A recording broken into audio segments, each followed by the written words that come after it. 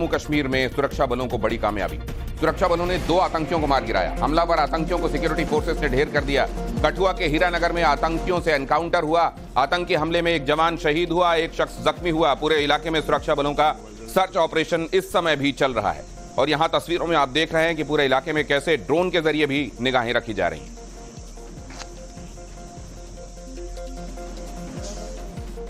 CRPF के शहीद जवान कबीर दास को श्रद्धांजलि दी गई। जम्मू कश्मीर में जवानों ने कबीर दास को श्रद्धांजलि दी। कठुआ एनकाउंटर में शहीद हुए थे कबीर।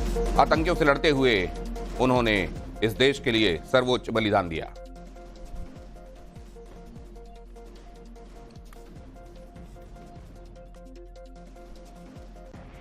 और इस बीच जम्मू कश्मीर के डोडा में भी बड़ा आतंकी हमला हुआ। डोडा टेरर अटैक में जवान और एक एसपीओ जख्मी हो गए। डोडा में छिपे 2 आतंकियों की तलाश जोर शोर से चल रही है।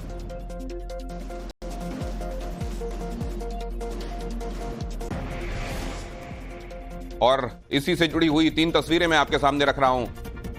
हमलावर रियासी बस अटैक के मामले में जो देखे गए उनका स्केच जारी किया गया है। कठुआ टेरर अटैक के मामले में 2 आतंकी ढेर किए गए और इधर डोडा में आतंकी हमले के बाद यहां कॉम्बिंग ऑपरेशन तेज कर दिया गया है। सुरक्षा बल लगातार यहां तलाशी में लगे हुए हैं। कठुआ आतंकी हमले को लेकर बड़ा खुलासा हुआ है। हमले के पीछे पाकिस्तानी साजिश के सबूत मिले। मारे गए आतंकी के बैग से गोला बारूद बरामद हुए हैं। पाकिस्तान से बनी हुई चॉकलेट और दवाइयां भी मिली हैं। मारे गए आतंकी के बैग से 1 लाख रुपए भी मिले हैं। दरअसल कल ये आतंकी कठुआ के हीरानगर के सैदा गांव में घुसे थे। सूचना पाकर मौके पर सेना के जवान भी पहुंच गए। वहीं गांव में आतंकियों को देखकर लोगों ने शोर मचा दिया, जिसके बाद आतंकियों ने फायर खोल दिया, जिसमें एक जवान शहीद हो गया जबकि एक नागरिक जख्मी हो गया। सेना के जवानों ने भी जवाबी कार्रवाई करते हुए एक आतंकी को मार गिराया, जिसके पास से पाकिस्तान के कुछ सामान भी मिले।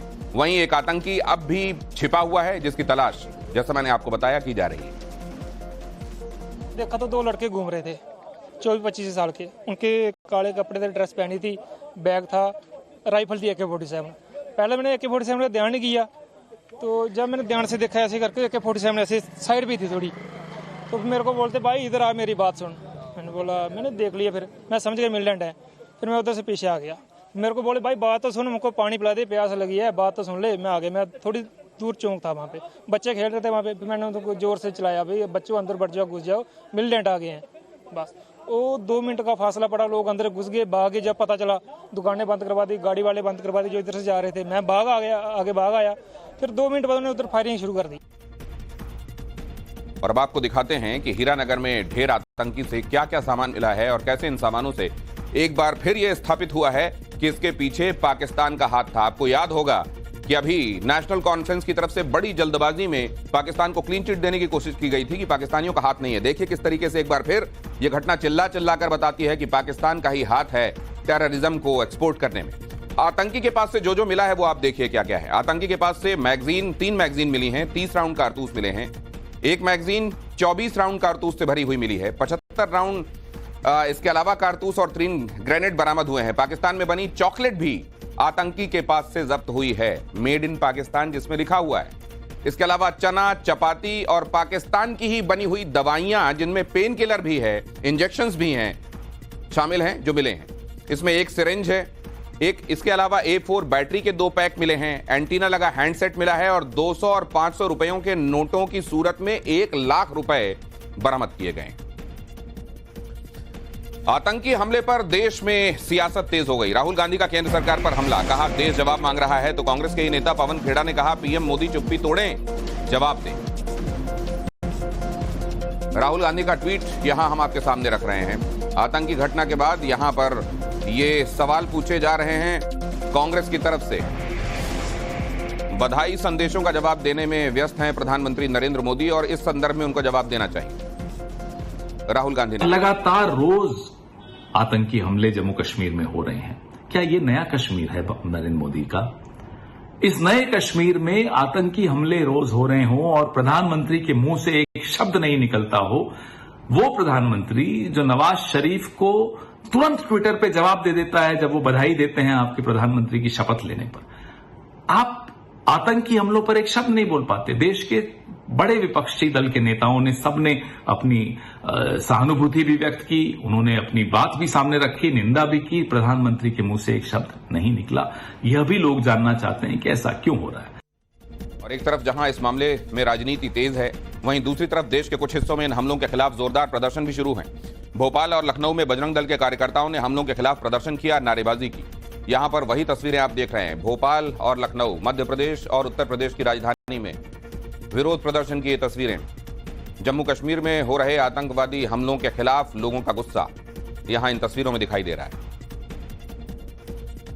ओडिशा में पहली बार बनेगी भारतीय जनता पार्टी की सरकार। मोहन चरण मांझी सीएम पद की शपथ ले रहे हैं। भुवनेश्वर में शपथ ग्रहण की तैयारियां पूरी हैं। पीएम मोदी भी शपथ ग्रहण समारोह में हिस्सा लेने वाले हैं।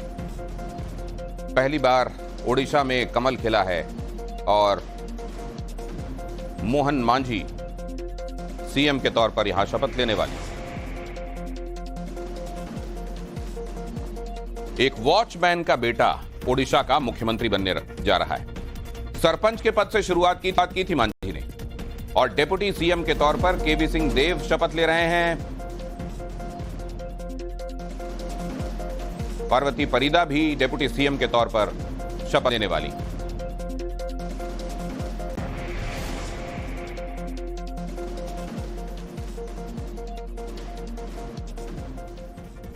शपथ ग्रहण से पहले एक्शन में है मनोनीत सीएम मोहन मांझी।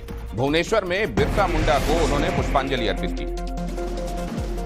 इसके अलावा डेप्यूटी सीएम भी यहां पर मौजूद रहे और उन्होंने भी बिरसा मुंडा को पुष्पांजलि अर्पित की। शपथ लेने से पहले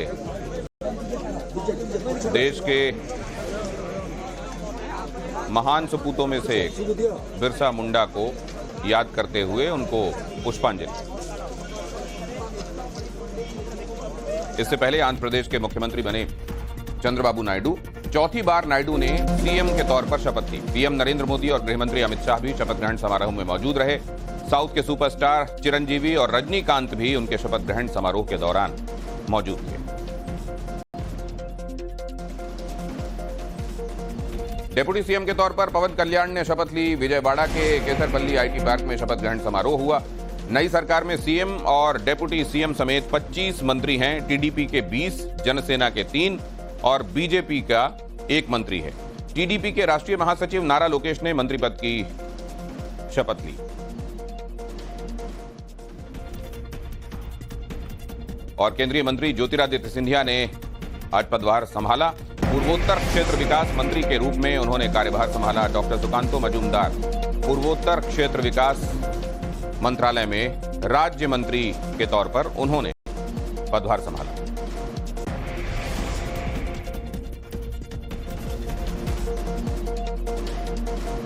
एक तरफ ज्योतिरादित्य सिंधिया ने पदभार संभाला तो केंद्रीय मंत्री नितिन गडकरी ने भी परिवहन और राजमार्ग मंत्रालय का कार्यभार संभाला। वित्त मंत्री के तौर पर निर्मला सीतारमण ने भी मंत्रालय का कार्यभार संभाला।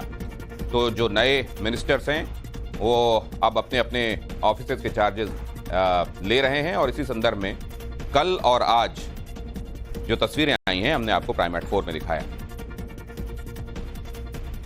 अब लखनऊ में अतिक्रमण के खिलाफ बुलडोजर एक्शन देखने को मिला है। अकबर नगर इलाके में अवैध इमारतों पर एक्शन हुआ है। कॉमर्शियल इमारतों पर बुलडोजर चलाया गया है। रास्ता बनाने के लिए बुलडोजर का इस्तेमाल हुआ है। अतिक्रमण के खिलाफ अभियान में सुरक्षा बल मुस्तैद है। एनक्रोचमेंट जहां जहां किया गया, अकबर नगर लखनऊ से ये तस्वीरें आपको दिखाई दे रही हैं। असल में कल से ये तस्वीरें आ रही हैं जो अभी भी यहां पर एनक्रोचमेंट हटाने की ये तस्वीरें यहां से लगातार आती जा रही हैं। अवैध अतिक्रमण पर कैसे एक्शन हुआ है, इलाके में सुरक्षा बल कैसे तैनात हैं, सीसीटीवी और ड्रोन से निगरानी रखी जा रही है, लोगों को ताकीद की जा रही है और साथ में शिफ्ट भी किया जा रहा है। जेसीबी से ढहा कर एनक्रोचमेंट वाले जो कंस्ट्रक्शन हैं उनको हटाकर यहाँ से जो रास्ता है वो क्लियर किया जा रहा है। आप देखिए सोमवार से ये बुलडोज करने की कार्रवाई शुरू हुई है और कई बुलडोजर लगाकर, कई पोकलेन मशीन लगाकर इस पूरे इलाके को प्लेन किया जा रहा है। सामने आपको नजर आएगा, देखिए एक बुलडोजर लगा है एक मकान में जो तोड़ रहा है, दूसरा 2 बुलडोजर मस्जिद के पीछे नजर आएंगे और उसके बगल में ठीक 2 जेसीबी मशीन और आपको नजर आएंगी जो बुलडोज करने का काम कर रही है, मकान को गिराने का काम कर रही है और 2 शिफ्ट में ये काम किया जा रहा है। सुबह लगभग 8 बजे काम शुरू होता है, 12 बजे तक ये काम चलता है, फिर शाम को 3 बजे से काम शुरू होता है और शाम को 8 बजे तक ये एक्शन चलता रहता है।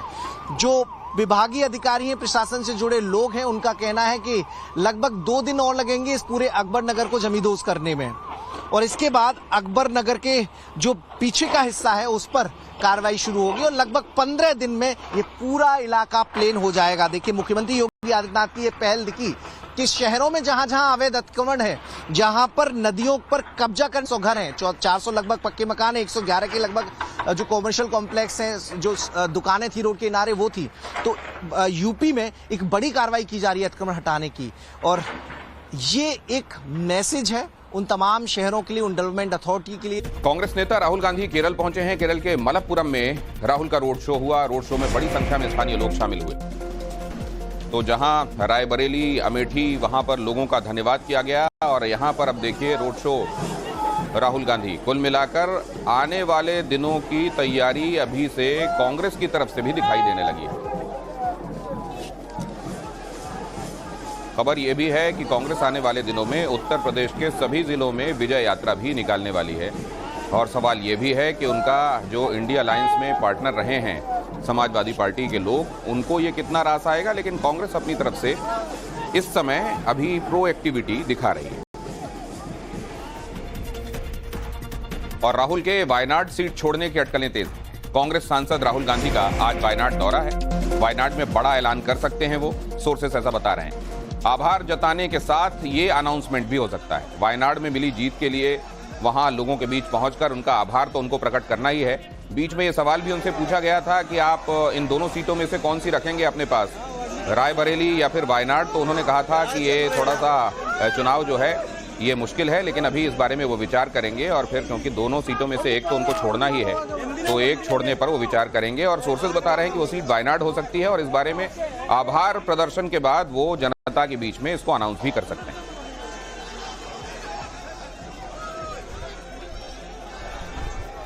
और ये खबर देखिए, असम से गुवाहाटी में भारतीय सेना की ड्रिल। एनडीआरएफ और एसडीआरएफ के साथ मिलकर नेशनल डिजास्टर रिलीफ फोर्स और स्टेट डिजास्टर रिलीफ फोर्स, इन दोनों के साथ मिलकर ये ड्रिल यहां पर की गई है।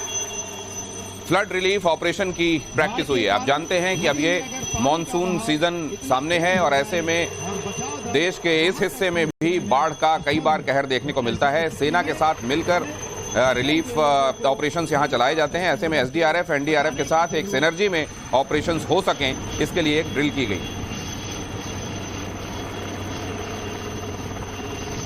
देश के कई हिस्सों में जहां पर बारिश के बाद हालात बिगड़ते हैं, वहां पर आप जानते हैं कि सेना जो है उसको बुलाना पड़ता है। इसको जरा इन तस्वीरों को यहां पर दिखाइए, वॉल में दिखाइए, ताकि मैं अपने दर्शकों को बता सकूं। यहां पर आप देख रहे हैं ये किस तरीके से ऑपरेशन, और ये अगर तब जबकि अचानक विपदा की स्थिति में डिजास्टर रिलीफ फोर्सेस को और आर्मी को एक साथ लाया जाता है। जाहिर है क्योंकि ये प्रोफेशनल्स होते हैं, उस समय भी इनके पास इनको ये मालूम होता है कि इन ऑपरेशंस को कैसे अंजाम देना है। लेकिन अगर ये ड्रिल के बाद किया जाए तो बहुत सारी चीजें जिनको बाद में उस समय सामने आने पर सुलझाया जाता है और उनसे निपटा जाता है, उनके बारे में पहले से ही चीजें पता होंगी और बहुत सारी चीजों को प्रीएम्प्ट किया जा सकेगा। इसीलिए आप ये देख रहे हैं कि यहाँ पर किस तरीके से उस समय जब ऑपरेशंस चलेंगे तो एरियल फ्रंट कौन संभालेगा, किस तरीके से कौन कहाँ पर आकर जिम्मेदारी निभाएगा और एक सिनर्जी के साथ ऑपरेशन कैसे अंजाम दिया जा सकता है, इसकी तैयारियां की गई। और आगे आपको दिखा, कोर्ट से केजरीवाल सरकार को बड़ी फटकार लगी है। दिल्ली में पानी संकट पर सुप्रीम कोर्ट की फटकार। टैंकर माफिया को रोकने के लिए क्या कदम उठाए गए हैं, सुप्रीम कोर्ट ने पूछा।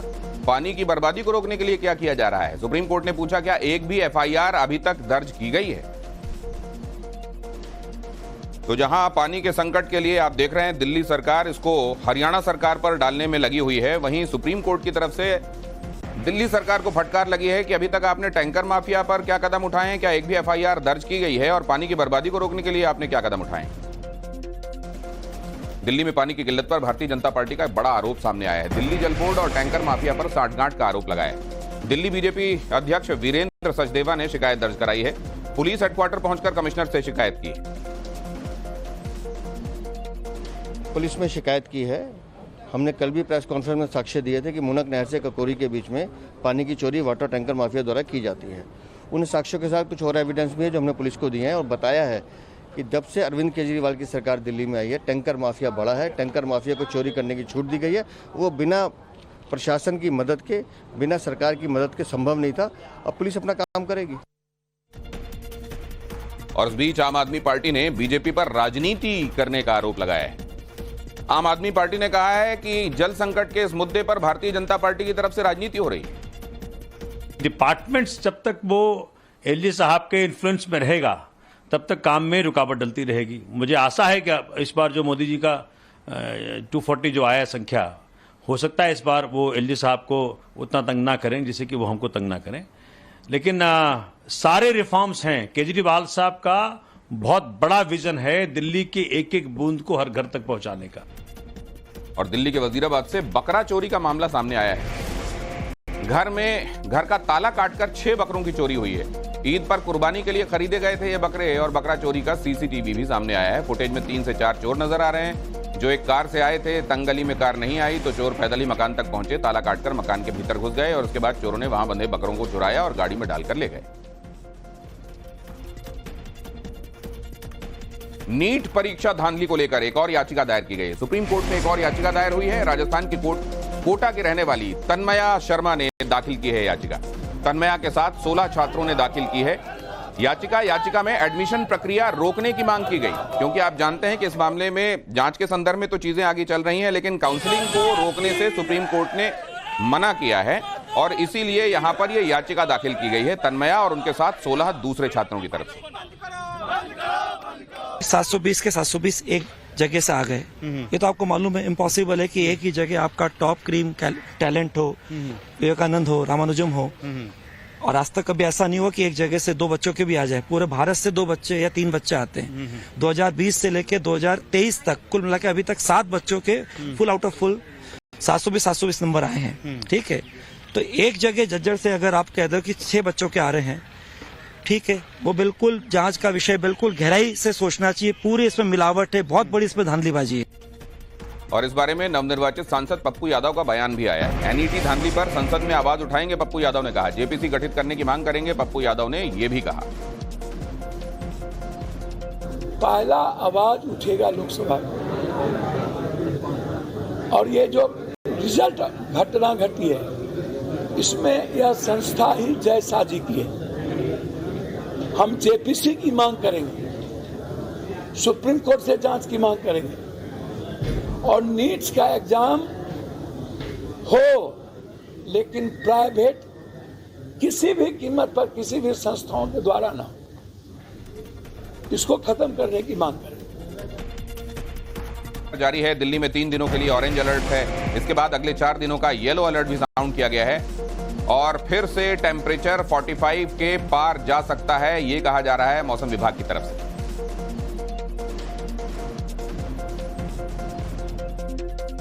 और उधर पश्चिमी उत्तर प्रदेश में भी आज से ऑरेंज अलर्ट साउंड किया गया है। पंजाब हरियाणा में 2 दिन का ऑरेंज अलर्ट जारी है। 18 और 19 जून को बिहार में तूफान की संभावना है। मौसम विभाग ने यहां भी अलर्ट जारी किया है। एक वेस्टर्न डिस्टर्बेंस निकल गई है, इसके पीछे हमारा भी आसमान साफ हो चुका है। जो खासकर वेस्टर्न डिस्टर्बेंस का एक काम होता है कि जो वेस्टर्लीज रोक देता है, जिसके चलते आपका और क्लाउडी स्काइज हो जाता है, जिसके चलते आपका ह्यूमिडिटी भी बढ़ जाती है और क्लाउड कवर बढ़ जाती है, जिससे टेम्परेचर गिर जाती है। वो स्थिति हम पार कर चुके हैं। अभी आसमान साफ है, जिसके चलते अभी हीट वेव का स्थिति पूरा नॉर्थ वेस्ट इंडिया और नॉर्थ ईस्ट इंडिया, मतलब पूरा नॉर्दर्न बेल्ट में हमारा हीट वेव का स्थिति चलेगा। ये स्थिति अगले 4 से 5 दिन तक चलेगा।